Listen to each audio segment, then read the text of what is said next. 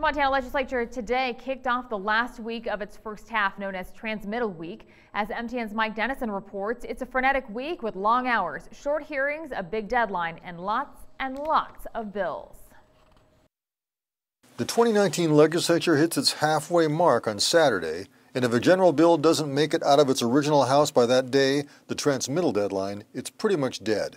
With that deadline looming, scores of bills and their sponsors are making a last-minute push to survive. Even a sub-zero snowstorm didn't keep citizens away Monday, which began with packed committee hearings and long agendas. The 62 bills heard in committee Monday included one to allow legislators to carry concealed weapons in the Capitol. Sponsor Roger Webb of Billings said the lack of security at the Capitol means lawmakers should have the option of protecting themselves with a gun.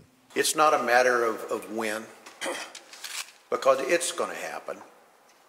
We are the softest target this time of year in the state. People walk in this facility every day with a firearm.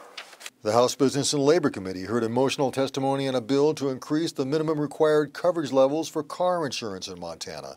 Edward Morris of Bozeman, struck by a car in 2017 while he rode his bike, later discovered the driver had only the legal $25,000 minimum of coverage for Morris's injuries.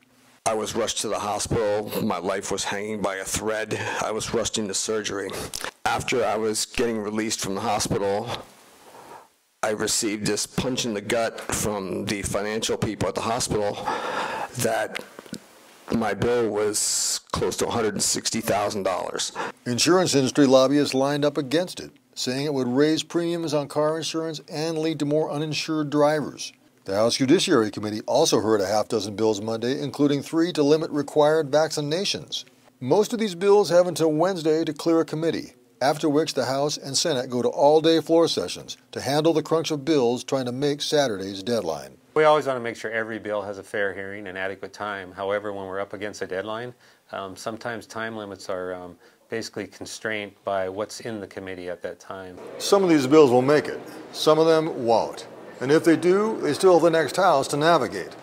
Let's just say by Saturday, there will be a lot fewer bills alive than there are today. Reporting from the Capitol, Mike Dennison, MTN News. Lawmakers break for almost 5 days after reaching Saturday's midway point before they return to start the last half of the session.